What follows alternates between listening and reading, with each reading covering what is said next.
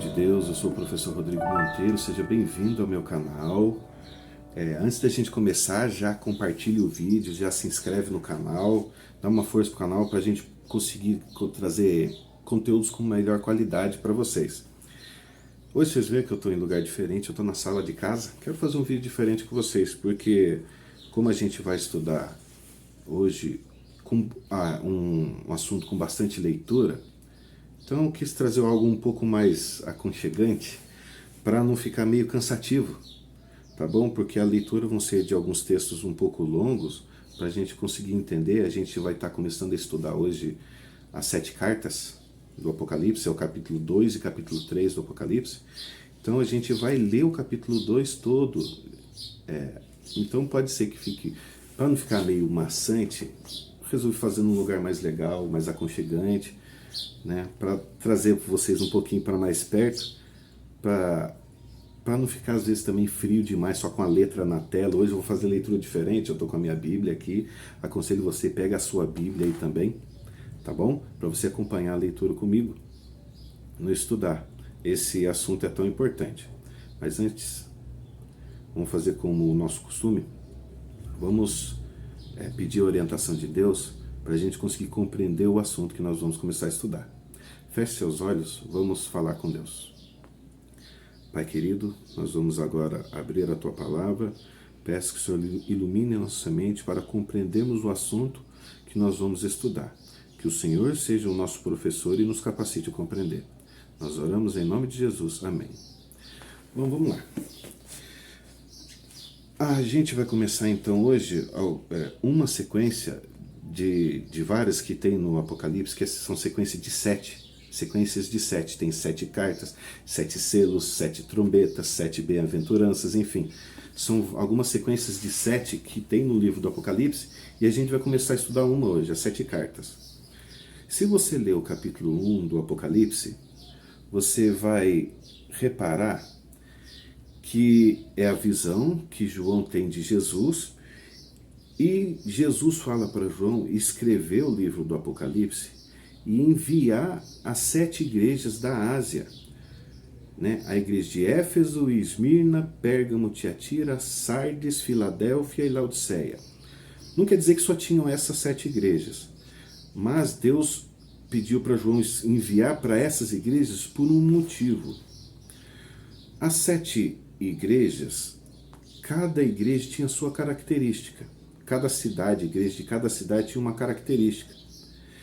E cada característica da igreja de cada cidade representa uma característica predominante na igreja cristã ao longo do tempo. Nos livros de profecia apocalíptica, vai desde a época do profeta até o tempo do fim.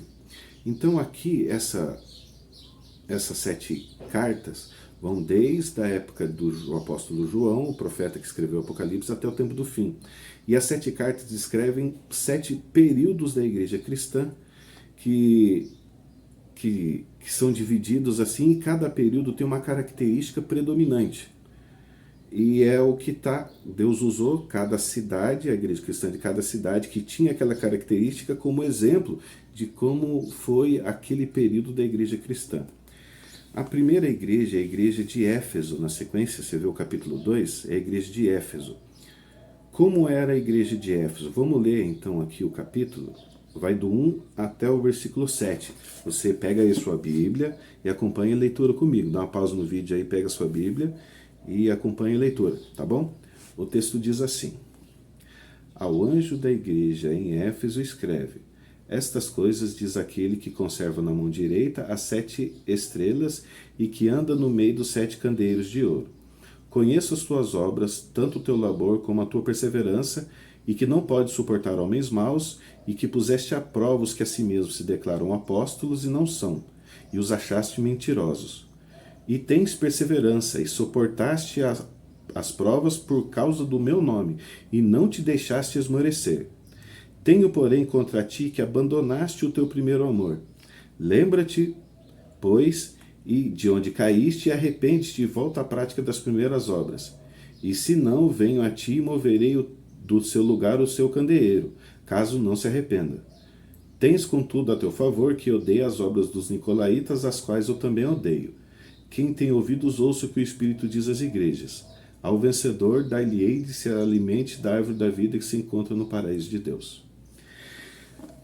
Como que era a igreja na cidade de Éfeso? Era uma igreja fiel aos princípios, uma igreja que não tolerava doutrina falsa. Aqueles que traziam falsa doutrina, eles se mantinham firmes aos princípios que Jesus ensinou, e eles não toleravam a entrada de falsas doutrinas na igreja. Até Deus fala que Deus tem a favor dele o fato de eles odiarem as obras dos nicolaítas, né? Então Deus não aprovava e elogiou eles por conta da sua firmeza de caráter. A igreja de Éfeso era uma igreja então firme de caráter. Vocês repararam também que tem uma apresentação, depois Deus fala que conhece a igreja, Deus expõe a situação da igreja, Deus tem uma repreensão, um elogio, depois Deus tem um conselho e um prêmio para o vencedor. Isso não é só na igreja de Éfeso o que acontece, isso segue todas as igrejas do capítulo 2 e capítulo 3, esse é um padrão. E aqui então Deus diz que conhece a igreja de Éfeso, uma igreja firme de princípios, que não suportam os homens maus, que não se deixam levar, que não esmorecem nos seus princípios, mas Deus tem uma repreensão para eles, fala que eles abandonaram o primeiro amor. O que é o primeiro amor? Aquele fervor, o fato de você querer pregar para todo mundo quando você entende sobre Jesus, quando você aceita Jesus, quer fazer aquelas obras de Jesus, trabalhar com fogo no coração. Eles perderam isso com o tempo. Isso acontece na maioria das vezes. Eles perderam isso. E Deus falou, não, volta às primeiras obras. Se arrepende e volta às primeiras obras. Então Deus também tem uma repreensão para eles e um conselho, para eles voltarem, né? E assim era a igreja de Éfeso, uma igreja firme de princípios, que não tolerava a entrada de falsas doutrinas, mas que infelizmente tinha perdido o fogo do primeiro amor. Era assim a igreja na cidade de Éfeso. Até também fala que Deus odiava as obras dos nicolaítas, que era um grupo de pessoas que achavam que o que se fazia com o corpo não influenciava na alma, se fosse dizer assim, que não atrapalharia para a salvação. Eles entendiam que podia fazer concessões com o mundo para poder estar no meio deles, para poder pregar, em vez de fazer o que é correto. Mas Deus reprova isso. A gente tem que viver o que é correto, e Deus cuida do resto. E a igreja de Éfeso, com essa característica, simboliza a igreja cristã na época apostólica, né, que vai desde ali do começo da igreja, do livro de Atos, até a morte do último apóstolo, que foi João, no ano 100. Então cobre esse primeiro século, a igreja apostólica. Era uma igreja firme de princípios, né? Essa época foi assim, uma igreja firme, mesmo em face à perseguição, eles não se enfraqueciam, a igreja se mantinha firme, mas eles perderam o fogo do primeiro amor. E por isso que Deus chama a atenção da igreja nesse período. E foi nesse período que realmente tinha os nicolaítas, onde eles tinham onde eles pregavam e onde eles foram mais rejeitados por conta da sua falsa doutrina, nesse primeiro século. Porque também era uma igreja que tinha os apóstolos como exemplo, eles estavam vivos na época, então era uma igreja forte, apesar de ter perdido o primeiro amor. Então a igreja de Éfeso significa esse primeiro período. Depois tinha uma igreja na cidade de Esmirna. Olha as características dela. Vamos ler do versículo 8 em diante. Ao anjo da igreja em Esmirna escreve: estas coisas diz o primeiro e o último, que esteve morto e tornou a viver. Conheço a tua tribulação, a tua pobreza, mas tu és rico. E a blasfêmia dos que a si mesmos se declaram judeus e não são, sendo antes sinagoga de Satanás. Não temas as coisas que tens de sofrer. Eis que o diabo está para lançar em prisão alguns dentre vós, para ser dispostos à prova. E tereis tribulação de 10 dias. Ser fiel até a morte, dar-te-ei a coroa da vida. Quem tem ouvidos, ouça o que o Espírito diz às igrejas. O vencedor de nenhum modo sofrerá dano da segunda morte. Aqui tem as mesmas coisas, né? Tem a apresentação, tem Jesus falando que conhece a igreja, tem o elogio, fala que a igreja parece pobre, mas é uma igreja rica. O fato deles não concordarem com a blasfêmia dos que a si mesmos se declaram judeus e não são. E fala também deles serem perseguidos e colocados à prova e teriam tribulações de 10 dias. A igreja de Esmirna era uma igreja perseguida, eles tinham que enfrentar muita coisa para poder manter a fé. A cidade de Esmirna era uma cidade idólatra. Então a igreja cristã, para se manter firme lá, eles tinham que ser muito também fiéis. Essa igreja não tem repreensão como teve a igreja de Éfeso. Ela só tem elogios e conselhos. Porque os crentes em Esmirna, eles realmente eram muito perseguidos por conta da idolatria que tinha lá. E eles pareciam um pequeno número, parecia que era pobre, mas era rico, porque eles eram fortes de princípio e sofriam perseguição por conta dos seus princípios, de se manter fiéis a Deus. A igreja de Esmirna era assim. E Deus usou essa característica da igreja de Esmirna como exemplo do que aconteceria com a igreja cristã do ano 100 ao ano 313, que foi onde a igreja cristã sofreu o maior número de perseguições. Uma perseguição de um dos imperadores romanos, se eu não me falha a memória, Diocleciano, ele perseguiu muito os cristãos. E aqui fala que teriam tribulação de 10 dias, a gente sabe que em profecia cada dia equivale a um ano. Teve um período de perseguição de 10 anos, do ano 100 ao ano 313. Do ano 303 ao ano 313 foi um ano em que a perseguição foi muito forte em algumas partes do Império Romano contra os cristãos. Eles foram presos, mortos, jogados aos leões, mas quanto mais cristão morria na perseguição, mais cristão nascia. Falavam que o sangue de crente é semente. Então, assim era a característica da igreja cristã dessa época, do ano 100, mais ou menos, ao ano 313. Esse período acaba com um decreto de Constantino para cessar a perseguição. Foi quando ele, entre aspas, se converteu ao cristianismo, né? Um imperador Constantino. Então, esse período da igreja cristã, como era na igreja de Esmirna, esse período foi um período de muita perseguição. Por isso que Deus traz essas características.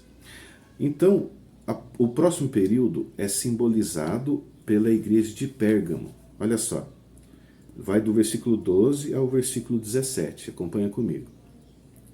Ao anjo da igreja em Pérgamo escreve: estas coisas diz aquele que tem a espada afiada de 2 gumes.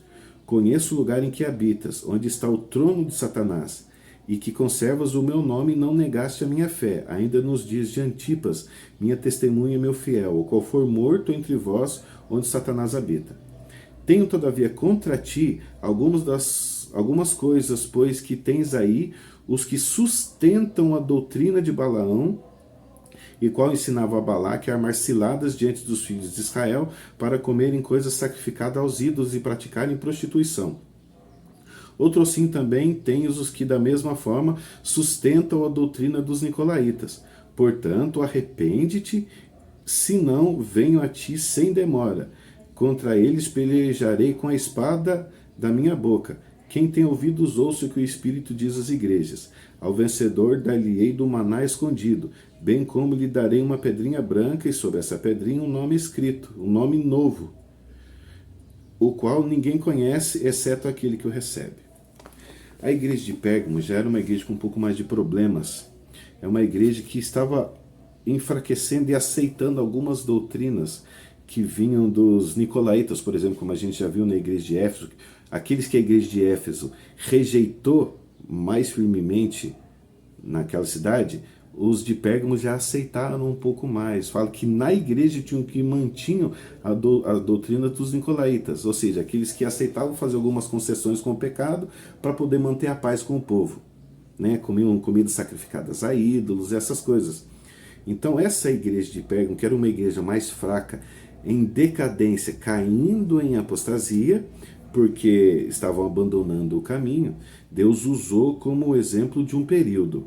A igreja de Pérgamo fala que eles ensinavam a doutrina de Balaão. Vocês lembram da história de Balaão, né? Que ele ensinou um jeito do povo desobedecerem a Deus para ele poder lançar maldições. Ou seja, fazer concessões com o pecado. Então era uma igreja que estava caindo em apostasia. E Deus fala para eles se arrependerem, senão ele pelejaria contra eles com a espada da boca. Aqui, espada da boca de Jesus, a Bíblia compara a palavra de Deus, a própria Bíblia, com a espada afiada de dois gumes. No livro de Efésios, fala que a Bíblia é a espada de dois gumes, capaz de separar juntas e medulas, alma e espírito, discernir pensamentos e propósitos do coração. Então, era uma igreja de Pérgamo já em decadência, em apostasia. Simboliza o período do ano 313 até o ano 538 depois de Cristo. Era um período, como o imperador Constantino cessou com a perseguição contra os cristãos, foi um período que a igreja parou de ser perseguida, então ela acalmou, ela relaxou e começou a entrar algumas doutrinas dentro da igreja que não condiz com a verdade bíblica. Entrou a adoração aos mortos, como a imortalidade da alma, né? Entrou nesse período. Entrou também um pouco da guarda do domingo, abandonando a guarda do sábado, que é um princípio bíblico, né, dado por Deus. Até um pouco antes dessa época, os cristãos ainda guardavam o sábado, né, mas na época de 313 em diante, com a conversão de Constantino, eles passaram a guardar o domingo, porque tinha os cristãos guardando o sábado e os pagãos guardando o domingo. Como que Constantino ia fazer, juntar esse povo todo num só? Então ele adorou o Deus dos cristãos no dia dos pagãos, se eu posso dizer assim. Então entrou a guarda do domingo, a imortalidade da alma, adoração aos santos, foi desse período para frente, a doutrina do inferno. Acho que a doutrina do inferno, eu não lembro a data certinho. Mas enfim, começou a entrar falsas doutrinas e a igreja começou a cair em apostasia. Então a igreja de Pérgamo significa esse período, do ano 313 ao ano 538. Que aí entramos na igreja de Tiatira. Olha só o que diz sobre a igreja de Tiatira. Ao anjo da igreja em Tiatira escreve: estas coisas diz o Filho de Deus, que tem os olhos como chama de fogo e os pés semelhante a bronze polido. Conheço as tuas obras, o teu amor, a tua fé e o teu serviço, e a tua perseverança, as tuas últimas obras, mais numerosas do que as primeiras. Tenho, porém, contra ti o tolerares essa mulher, Jezabel, que a si mesmo se declara profetisa, não somente ensine, mas ainda seduza os meus servos a praticarem a prostituição. Uma observação, na Bíblia, a prostituição às vezes é comparado com a aceitação de falsas doutrinas. Com aceitação, incorporação de falsas doutrinas. Continuando no versículo: e a comerem coisas sacrificadas a ídolos. Dei-lhe tempo para que se arrependesse, e ela todavia não quer se arrepender de sua prostituição. Eis que a prostro de cama, bem como em grande tribulação os que com ela adulteram, caso não se arrependam das obras que ela incita. Matarei os seus filhos, e todas as igrejas conhecerão que eu sou aquele que sonda mentes e corações, e vos darei a cada um segundo as vossas obras. Digo todavia a vós outros, os demais de Tiatira, a tantos quantos não têm essa doutrina, e que não conheceram, como eles dizem, as coisas profundas de Satanás. Outra carga não jogarei sobre vós. Tão somente conservar o que tendes até que eu venha. Ao vencedor, que guardar até o fim as minhas obras, eu lhe darei autoridade sobre as nações, e com cetro de ferro regerá e reduzirá a pedaços como se fossem objetos de barro. Assim como também eu recebi de meu Pai, dar-lhe-ei ainda a estrela da manhã. Quem tem ouvidos ouça o que o Espírito diz às igrejas. Vocês viram que descreve aqui uma igreja fraca? Uma igreja que tolerava, que tinha como um dos seus principais lá uma mulher, Deus usou como exemplo Jezabel. Vocês sabem a história de Jezabel, que foi esposa de Acabe, rei de Israel, que foi terrível para o povo, né? Trazendo a idolatria para o meio do povo, falsos deuses, falsos ídolos dentro do povo de Israel. Então Deus usou isso como exemplo de como era a igreja de Tiatira naquela época. Então a igreja de Tiatira é uma igreja realmente problemática, né? Que já tinham até idolatria no meio do povo, que pregavam a idolatria. Era uma igreja cristã que já estava vivendo em trevas, se eu posso dizer assim. E Deus tentou de tudo para trazer eles de volta. E tinha um pouco de pessoas que se mantinham fiéis. Até Deus fala que não colocaria uma outra carga sobre eles, mas que eles se mantivessem fiéis. Era um número menor de gente. Esse período de Tiatira, essa igreja de Tiatira, perdão, representa um período em que a igreja estava vivendo em trevas, do ano 538 até ali 1517, mais ou menos. Por que representa esse período? A igreja de Tiatira, uma igreja fraca, que aceitava idolatria, que entrava em prostituição, é idolatria. Na Bíblia, Deus compara a idolatria com prostituição. Foi um período em que a igreja cristã, o Império Romano, ele se dividiu, né, em 10 províncias, e como era o jeito de manter todo aquele povo dividido, unido? Foi através da religião. E no ano 508 foi decretado que todas as igrejas cristãs daquela época deveriam obedecer ao bispo de Roma. Foi aí um período de 30 anos de guerra, até 538, quando caiu os últimos das tribos bárbaras que não aceitaram essa orientação, e foi aceito então que o bispo de Roma deveria governar sobre toda a igreja cristã.